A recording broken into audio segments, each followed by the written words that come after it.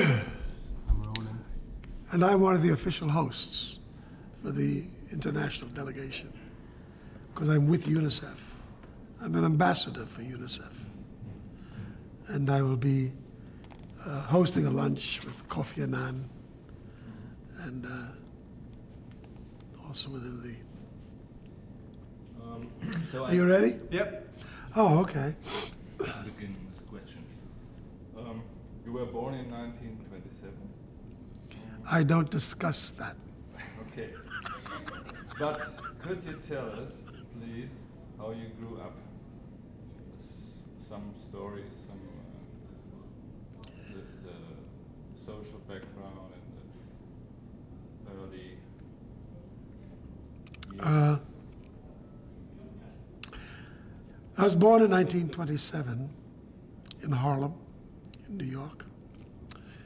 My parents were West Indian immigrants that come to America like most immigrants who come to this country, expecting to find a new dream fulfilled, expecting to find that they were going to be in the land of great opportunity and more freedom than they had known. But that was not the case.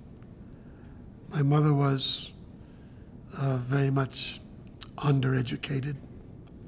She was a domestic worker. My father was a seaman. He worked as a merchant seaman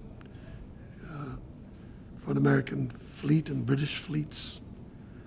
And I was born in probably one of the most remarkable little places on the face of the earth. Although it was in fact a ghetto, although in fact was a place conditioned by segregation, it was not a fully integrated community. It did have pockets of ethnic differences. There were certain groups were Italians and groups were Jewish and groups were Irish, but it was a predominantly black community. And I grew up in that environment. When you were a young man, America got into the war. Blacks fought for going integrated into the army. Would you agree that the war was an integrationing move for the black community in America? You were yourself a soldier, right? The Second World War held great promises for America and for a lot of Americans. I think it held a great promise for a lot of people in the world. The idea of defeating fascism, defeating a movement that had as central to its philosophy the idea that one race was far superior than any other race. To have defeated that kind of philosophy, to defeat an army that was carrying out that kind of mission, was for us a great sense of victory and a great sense of hope.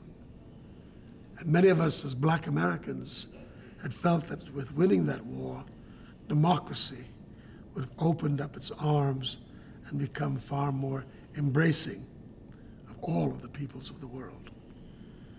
But in the United States and a lot of other places, that was not the case. Our armed forces were segregated. We did not serve together as troops. There were black divisions and white divisions. In the United States Navy, in which I served, they were white divisions and black divisions. Of course, when you were on board a ship, it was very hard to segregate. But if you did service on land, in your duties as a seaman, you did so in segregated units. At the end of the Second World War, we thought that that would all change. But America was not willing to change the laws, was not willing to change the rules, not easily. And that was what gave rise to the civil rights movement. That's what gave rise to the rebellion by many citizens in this country against the laws of the country. And many of us worked very hard at changing those laws. We discovered that as a people of color, however, we were not alone. Because the British, the French, the Belgians, the Dutch, all those people who defined themselves as allies and the great fighters for democracy held great colonial land all over the globe. And when the war ended, they did not seek to put an end to colonial rule. They returned to business as usual. And in most places where there were colonial forces and a colonial order, the laws were also segregated. The laws were segregated in India, in Africa, in Asia, in certain places in the Caribbean where I grew up. There were different lines for whites and for coloreds. And I think most of the peoples of the world who were caught in that condition rebelled against it. So then you had all of these wars of liberation throughout Africa, throughout Asia, which led us well into the end of the 20th century. With Vietnam and with Indochina and with China becoming independent, well, that was well before. But most nations struggled as a result of what was started by the great conflict of the Second World War.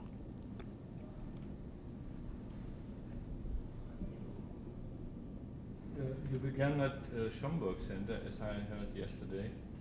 Could you tell us something about the role of music for you and for the black community in the American society? Slavery produced a lot of miracles for the people who were enslaved. One has to understand the extreme cruelty of that period. I don't think we've ever fully understood how deeply cruel slavery was to the peoples who were the victims of that order. I think if one can recall the kind of misery many people in Europe experienced in the gas chambers and the concentration camps of Dachau and Buchenwald and Auschwitz, and the way in which people were regimented to a life of second-class citizenry, it would be a small view of what Africans experienced as slaves in America and throughout this hemisphere. In order to survive, slaves had to become very clever. They had to become, they had to create a lot of very significant outlets for expression. So that in order to document our history, the thing that most served us was, in fact, the use of music, because all of our history was recorded in the songs that we sang. Could you hold on just one moment for me? Can you hear that noise out in the hall? Well, we can hear it, but I don't know if it's picking up. Is it disturbing you? Do you want Very much. And I'm gonna. Okay. I can. Yes. Calling. Question was you beginning at Schomburg Center and the role of music in the question of integration through music. The Schomburg Center is probably one of the most important institutions we have in America when it comes to black culture and black history. It is a place where they have gathered millions of documents and millions of pictures and tapes that attest to and describe the history of black people in America. It is a wonderful source for accurate facts of life. The most important part of my experience with the Schomburg was to be able to find documents and material that helped us understand more clearly what slaves went through and what their lives were like. And although there was not much opportunity to write, and to document, because slaves were not permitted to write. They were hardly permitted to even speak in large gatherings with each other, because the slave masters were very afraid of rebellion. And because they wanted to suppress rebellion, they suppressed speech. None of the slaves were educated. And the only way slaves could document their experience and give us a chronicle of their lives was through the music that was sung. And if you track the songs of Black America from the earliest dawnings of slavery until about the turn of the 20th century, you'll find that most of what we know comes through the songs as we have studied them for over 200-300 years. And in the anthology that I did for BMG, the Long Road to Freedom used the Schoenberg, also used the Library of Congress in the United States Congress, a center of information on all that goes on in America. And we use those resources to do an accurate study and replication of the songs of that journey. Do you think this music changed during the process of integration, the social change of generations as a reflection found in music? Is there a connection between the social change of the Black community and the change in the styles of music? As a matter of fact, I think that a very exacting description of the change in society can be defined through the music. Because as each change took place, music changed, culture changed. The earliest days of slavery and the plantation songs, slaves just barely learning how to speak English, sang songs that were mostly religious, because the only way they could speak was if they spoke the master's tongue, because the master would not let them speak in their indigenous language. And they were told, do not speak until you speak the master's tongue. In trying to speak the master's tongue, one of the ways in which they were instructed to speak the master's tongue was through religion. They were taught the Christian faith, and they were taught the tenets of Christianity. And they were taught to read the Bible, or to study the Bible, or to be taught the Bible. They didn't read the Bible.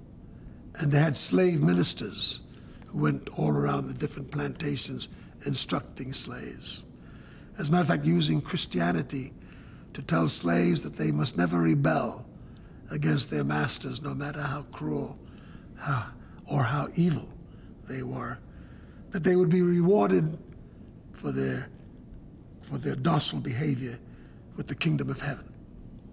And so the earliest documents we have of slaves having a discourse of any kind was the slave songs that came out of the earliest tenets of singing church music. And many of the church songs reflected the hopes and the aspirations of slaves.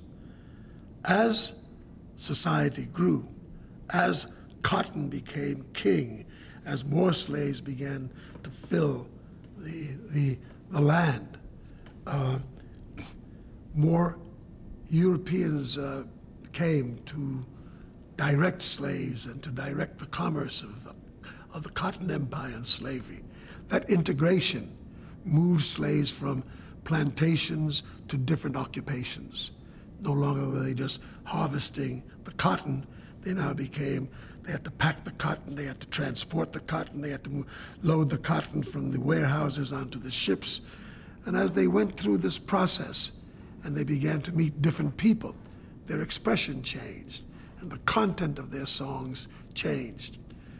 As they became more rebellious, their songs changed, because in the songs reflected the rebellion against their condition, anti-slave songs, songs that stimulated rebellion among the slaves.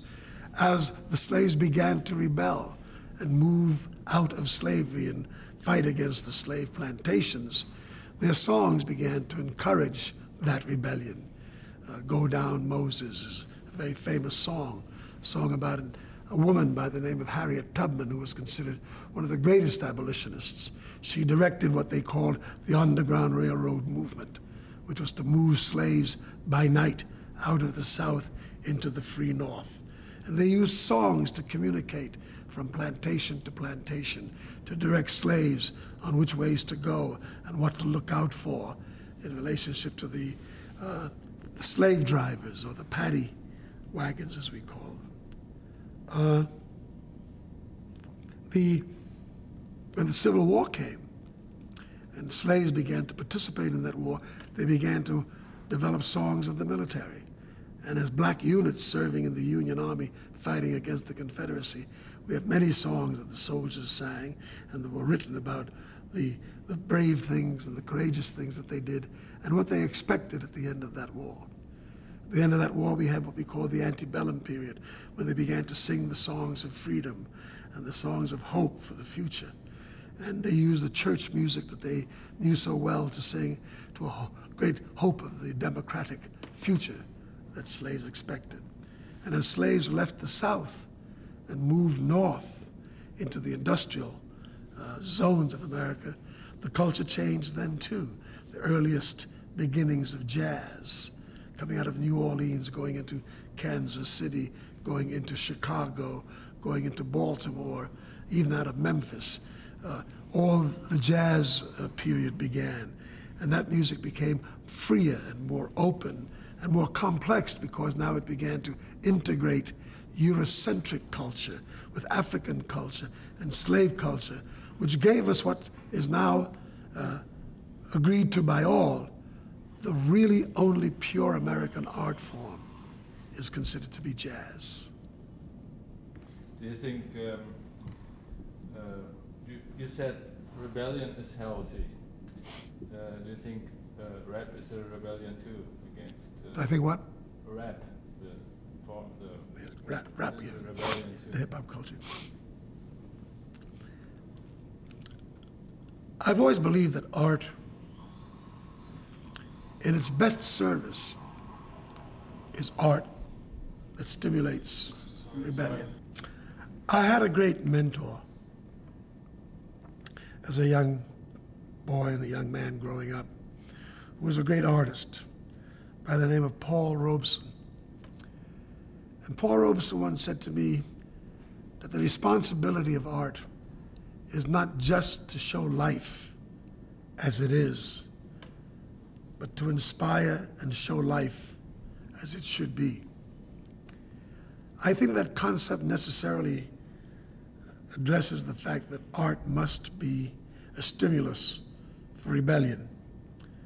And I think that traditionally, we've always found that artists and culture is at the cutting edge of when people are in need of change. The music of the slaves certainly stimulated rebellion and gave inspiration to people who were living lives of enormous cruelty.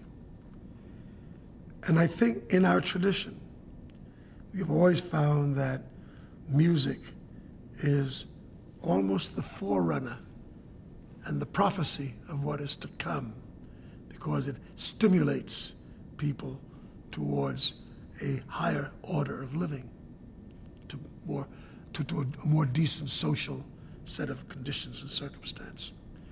The most recent demonstration of that thought, that concept, is the hip-hop culture, rap music. When rap first came on the scene out of the Bronx in New York City, I would go to visit the young people with some regularity and watch this culture as it grew. And it was a magnificent culture. The young men used it to try to end violence in their community. They used rap music as a competitive way in which the young teenagers, rather than shooting and killing one another, they musically competed for which was the best group, the strongest group. And in that context, they talked about nonviolence. They talked about better treatment of women. They talked about high aspirations towards education and social freedom. And although people treated that culture in the beginning as a passing fancy. Instead of being a passing fancy, the culture held.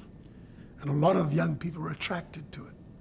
And the more they were attracted to it, if you go back into the early music of Melly Mel and Africa Bambaataa and the early captains of the hip-hop culture, all of their songs were replete with social information and political information that stimulated young people to change the way of life that they were experiencing. When the commercial world saw the passion of youth in the embrace of this music, they then took it over, and because of it, infusing that culture with so much money, they began to distort the basic concept of what that culture was. And now it became a matter of just going after the gold rather than after the purification of the soul, or after or the more loftier concept of changing the social environment.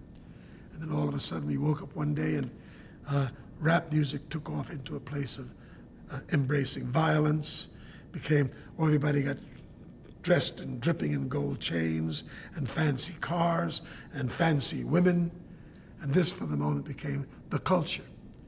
And not only was that the culture that was recorded, but because most of the companies that make that music also control television.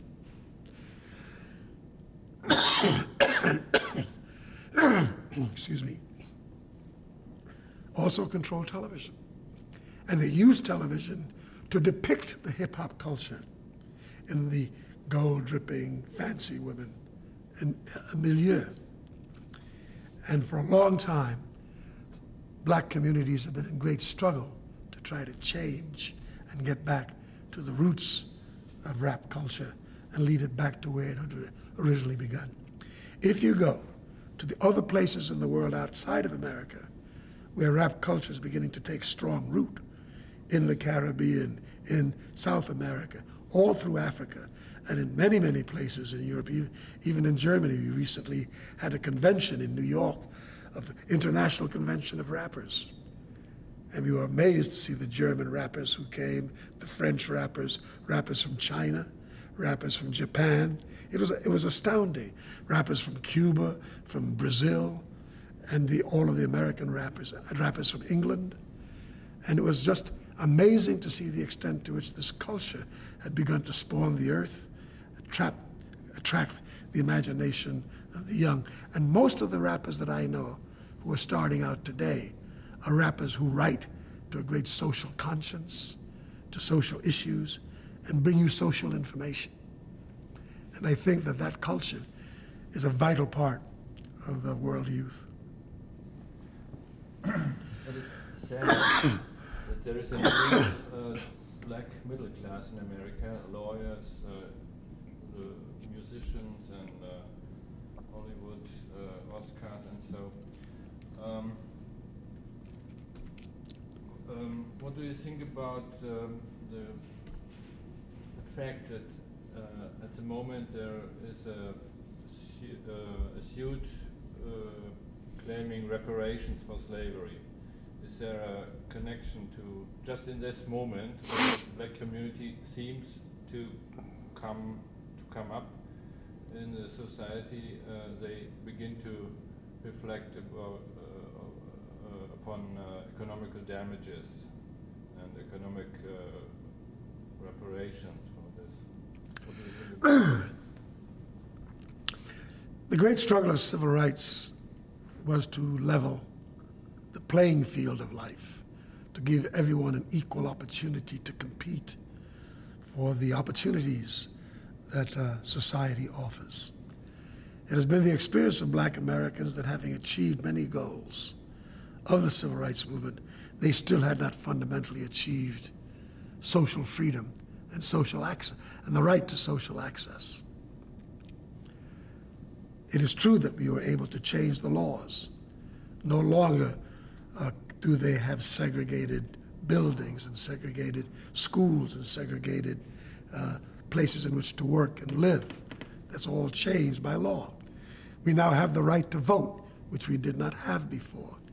But just having the right to vote and just having the right to live in places where we could not live before, or go to school in places we could not go to learn before, did not open up economic freedom and give us an access to the economic riches of this country.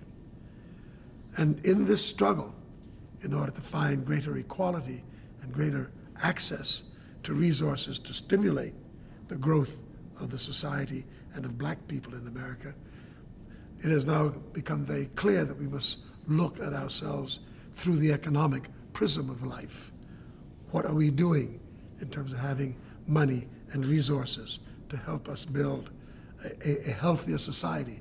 Because we don't own factories, we don't own television, we don't own mineral mines, we don't own vast farms and agriculture.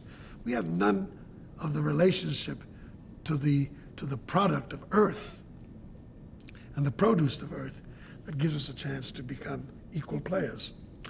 So in recent times, we have raised again the discussion of reparations, which is a desire to seek to get economic infusion that will help give us an equal opportunity to compete with others in the society. There are some of us who feel that we must exercise great caution in how we look at the idea of reparations. There is something immoral about trying to quantify how you can pay the descendants of slaves or the descendants of the slaves for what was done to the slaves. Is there a dollar quotient? Is there a dollar amount? I mean, what, $1 billion? $1 trillion? $100 trillion? How much money can you pay for that blight in history and for the cruelty? How can you make that immoral act now morally acceptable? I don't think it's possible. I don't even think the Jews who were able to petition and negotiate a reparations settlement with the German government, for instance, for what happened to Jews in the Second World War, has really settled the question of what that villainy was about. As a matter of fact, many of us really believe that the Jews diminished their own interests, certainly morally, by putting a financial equation on how they could be paid for this cruelty that was experienced by so many. And I think blacks are now beginning to question, not the idea of reparations, because I think reparations are, in fact, in order and should be discussed. What is reparations is what we're now trying to define. Is it money? Or is it saying to the society, you must create laws, you must create a social rhythm where all people are governed by rules that will make sure that those who have been disenfranchised become franchised. So that, in other words, you must bring students and give them special opportunities to learn who are trapped in the abyss of ignorance because they have no access to schools. In the black communities today, we have very crowded classrooms, very tiny classrooms, too few teachers, and there is no sane rhythm to learning in the ghetto. Classes are usually used by teachers to try to govern conduct rather than to give education and to stimulate young people. There are more young black men and women in the prisons of America today than there are in the universities of America. Why do so many young men and women turn to criminality? What do we do to change those social conditions? And here's where I think we have to look at the application of reparations to change the rules and give us a change of rules to go out and learn, to become educated, to have access to the greater truth, and we will earn the money. We will help to, we will pay for ourselves. But I think we make a great mistake if we say, give us $50 billion. So what happens after we spend the $50 billion? Or what happens if we invest the $50 billion in a building? So what? Someone somewhere will feel, well, we paid them. We owe them nothing anymore. Well, that would be an unfortunate conclusion. So I think the issue of reparations is a healthy issue, but I think how we conclude its destiny is very, very important. Okay, that's it. That's it? Yeah, that's it. With all that noise?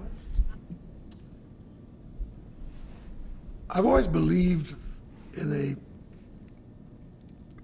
art and culture as the most powerful weapon of society. I believe that it is in art we understand with some clarity the true definitions of a lot in history. You know, they often say that history is interpreted by the victor. He who conquers interprets history. We have very rarely heard history interpreted through the voice of the conquered, those who have another dimension and another point of view. And sometimes when you look to find where is the balance and where is the truth to a thought or a concept historically, when you go and you examine art and what artists have written in plays and songs, you sometimes see a greater glimmer of the truth of history than what historians have written and have documented and put into the universities about what we study. We're finding that very true now in a new re-examination of the school curriculum, of the text that teaches history about Africa, about Indians, about Asians. Because the Eurocentric definitions that have been given all along have left an awful lot of truth out of that history. And I think if you go back into the music and into the paintings and into the early poets and what they wrote about, and you look at that coming from the conquered and those who were the underclass, you see a much richer mix of what society was truly about. Robeson once said to me, "Get them to sing your song," meaning the world. And he said to me, "Get them," meaning the public, "get them to sing your song, and they will want to know who you are." And if they want to know who you are, that will be your first opportunity to instruct them and to give them information that might lead people to a new thought about any subject of choice. Certainly from a point of view of race and growing up in this country, I've always felt that the use of my music helped bring a definition to the table of not only who I was personally as Harry Belafonte, but the constituency, the people, the culture, the race that I represent. And my condition would help people change their prejudices, change their view about what they may have thought black people and African Americans were about. When I sing a song like, "Day-o, day-o, daylight come and me want go home, day, me say day, me say day, me say day, me say day, me say day-o, daylight come and me want go home." A lot of people delight in that song. I watch tens of thousands of Germans sing it with me every night when I walk and I sing through Europe and Asia, and I'm amazed at how popular that song is. But if you examine that song, it's not just a delightful ditty. It tells the story of a people who lived in a place where most people think life was easy and how charming and comfortable and how simple, and they loved their sex and they loved to drink rum and lay under the banana tree, and they just loved the way they live. You're rolling? Mm-hmm. Okay. And you know, these were the songs of the people that I grew up with. My people worked on the plantations of Jamaica, and they loaded those ships, and they were underpaid. And through the music of the Caribbean, if you study what the singers and the Calypsonians had to say, everything is in that music. And I really believe that the idea that a song could so capture the imagination of a person that it could help change someone's view of a people and an entire culture was always to me a great sense of power, a great sense of being able to use that kind of instruction to do good things and to make positive contributions to society. And I think that most of the art that I respect, most of the art that stimulates me, is art that does exactly that. Now, who makes up this arena? It's a vast, vast history that we've had. Shakespeare was a great social voice. Tolstoy was a great social voice. Bertolt Brecht was a great social voice. Beethoven was a great social voice. You can go on and on. Picasso was a great social voice. The content of the work that all these men and women did carried forth instruction and thoughts and reflections on life that made people awakened to new thoughts and new ideas and new possibilities. And in that context, I think, in particular, many black Americans have seen art as the instrument through which we were able to tell the true story of our journey. And to be an artist that way, to use art to show life not just as it is, but to show life as it could be or should be, is, I think, the best use of self.